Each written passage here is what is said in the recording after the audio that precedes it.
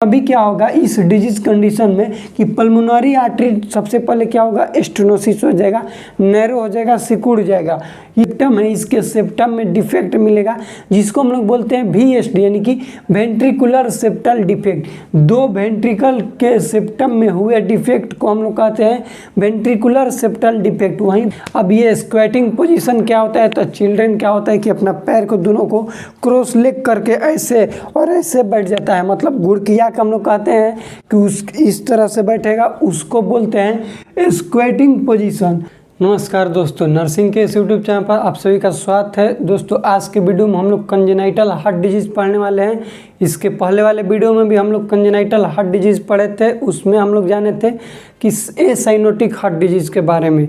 Acyanotic heart disease congenital में ही आता है और साइनोटिक हार्ट डिजीज। एसाइनोटिक में 3 होता है, ASD, VSD और PDA। ASD का मतलब होता है आर्ट्रियल सेप्टल डिफेक्ट, VSD का मतलब वेंट्रिकुलर सेप्टल डिफेक्ट और PDA का मतलब होता है पेटेंट डक्टस आर्टरियोसिस। ये 3 टॉपिक पर वीडियो हम बना चुके हैं, एक ही वीडियो में कंबाइंड। इसके जस्ट पहले वाला वीडियो था। आज के वीडियो में हम लोग पढ़ने वाले हैं साइनोटिक हार्ट डिजीज। ये साइनोटिक कहने का मतलब ये था कि हम लोग के जितना भी हार्ट डिजीज से रिलेटेड था उसमें बॉडी में ऑक्सीजन जो जा रहा था प्योर जा रहा था। प्योर जाने से क्या हो रहा था कि बॉडी में साइनोसिस देखने के लिए नहीं मिल रहा था, अब्सेंट था साइनोसिस, उसको हम लोग बोल दिए एसाइनोटिक। लेकिन आज के वीडियो में हम लोग जो पढ़ेंगे ये टॉपिक TOF, ये है cyanotic heart disease. Cyanotic heart disease. Cyanotic heart disease कहने का मतलब कि बॉडी में साइनोसिस प्रेजेंट रहेगा। क्यों रहेगा, कैसे रहेगा, सारा चीज़ आप लोग को हम बता देंगे। हम लोग का टॉपिक आज का है TOF। TOF का फुल फॉर्म होता है टेट्रालॉजी ऑफ फैलेट। ये जो है एक इम्पोर्टेंट है साइनोटिक हार्ट डिजीज में। साइनोटिक हार्ट डिजीज में एक यही ऐसा है जो कि इम्पोर्टेंट है, बाकी भी है।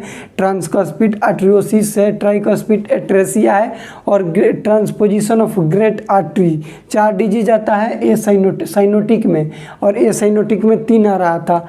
हम लोग पढ़ेंगे अभी आज के वीडियो में टेट्रालॉजी ऑफ फैलेट। क्या होता है टेट्रालॉजी ऑफ फैलेट, इसके बारे में देखिए। टेट्रा का मतलब होता है 4, 4। टेट्रा का मतलब क्या होता है 4। 4 क्या है, डिफेक्ट है, यानी कि इस जो डिजीज है ये टेट्रालॉजी ऑफ फैलेट, ये 4 डिजीज से मिलके बना हुआ है। कौन कौन सा डिजीज है, तो है pulmonary stenosis, right ventricular hypertrophy, ventricular septal defect और ओवर राइडिंग ऑफ आयोटा। ये 4 डिजीज कंडीशन इसमें मिलके बनता है क्या चीज़, टेट्रालॉजी ऑफ फैलेट। इसका हम यदि आप लोग को बताएं कि कैसे होता है, तो देखिए ये हम लोग का मान लीजिए कि हो गया हार्ट, ठीक, राइट एट्रियम, राइट वेंट्रिकल,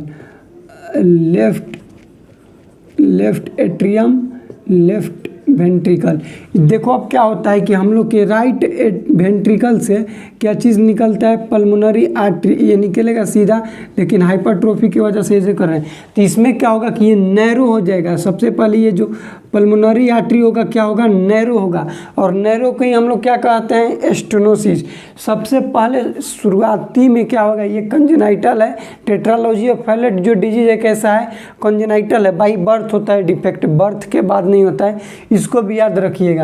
इस डिजीज में सबसे पहले क्या होता है कि ये जो पल्मोनरी आर्टरी है, देखो ऐसे तो पल्मोनरी आर्टरी बगल से नहीं निकलता है, ऐसे निकलेगा, ठीक। अब ऐसे निकला तो इसमें क्या हो जाएगा कि ये स्टेनोसिस हो जाएगा, यानी कि सिकुड़ेगा तो क्या होगा कि राइट वेंट्रिकल का जितना भी ब्लड है पल्मोनरी आर्टरी से कहाँ पर जाएगा, लंग्स में जाता है, तो लंग्स में नहीं जा पाएगा।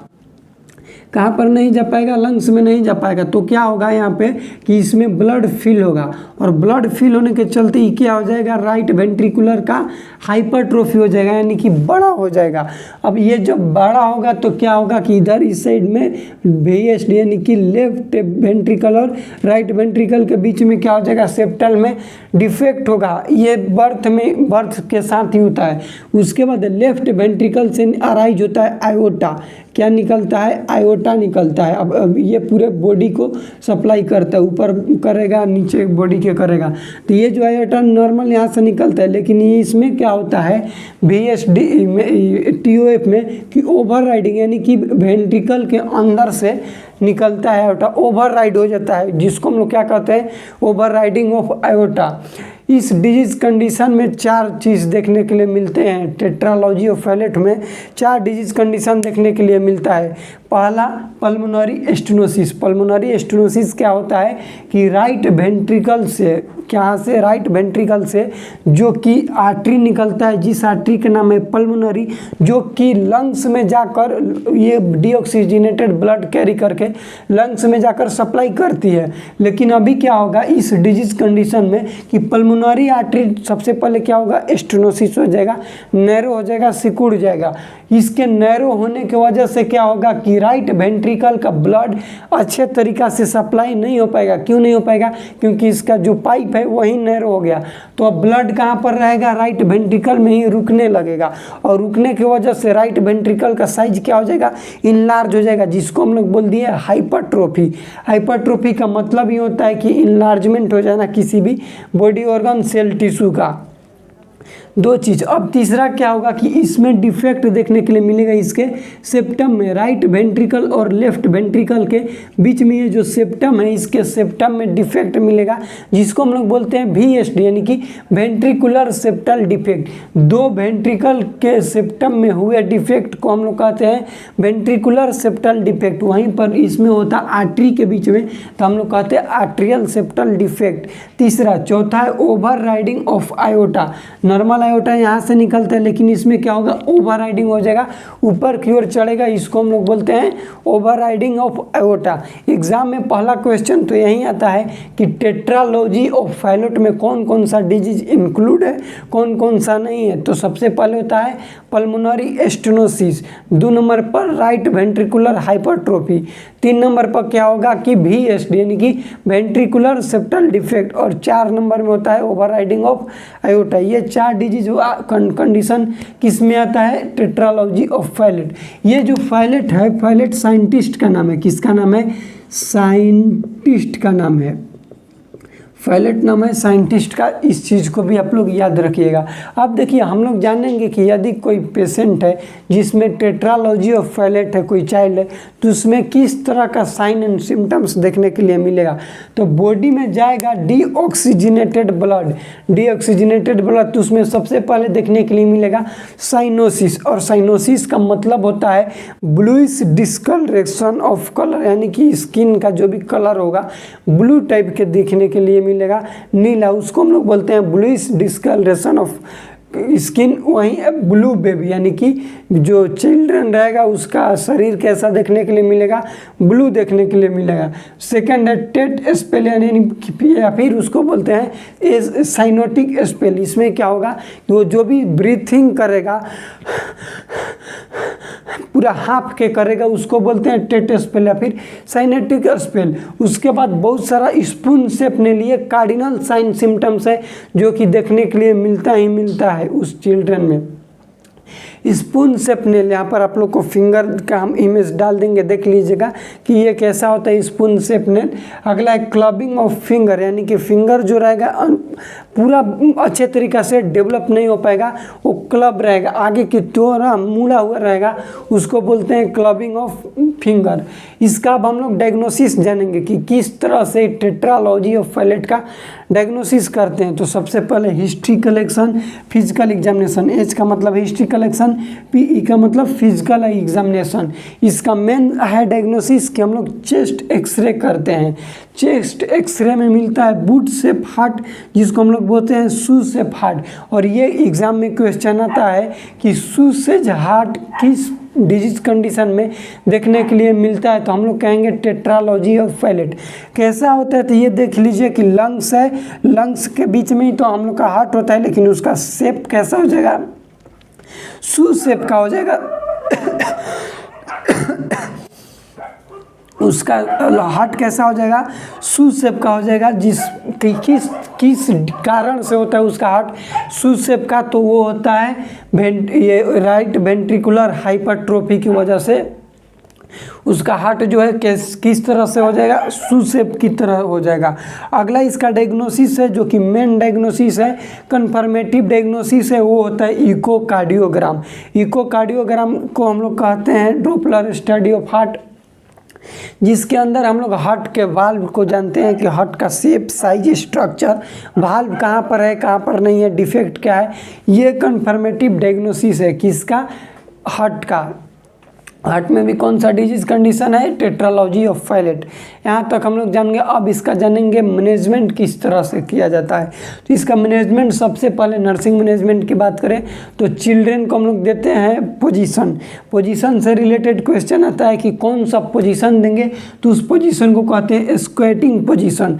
अब ये स्क्वेटिंग पोजीशन क्या होता है, तो चिल्ड्रेन क्या होता है कि अपना पैर को दोनों को क्रॉस लेग करके ऐसे और ऐसे बैठ जाता है, मतलब गुड़किया का हम लोग कहते हैं कि उस इस तरह से बैठेगा, उसको बोलते हैं स्क्वेटिंग पोजीशन। अगला है हम लोग उसको ऑक्सीजन देंगे क्योंकि उसको शॉर्टनेस ऑफ ब्रीथ रहेगा, ब्रीथिंग के ज़रूरत है, ऑक्सीजन के ज़रूरत है, तो उसको ऑक्सीजन देंगे। अगला है मेडिसिन देंगे जिसका नाम है डिजॉक्सिन। डिजॉक्सिन देने से क्या होगा कि हार्ट रेट को कम करेगा।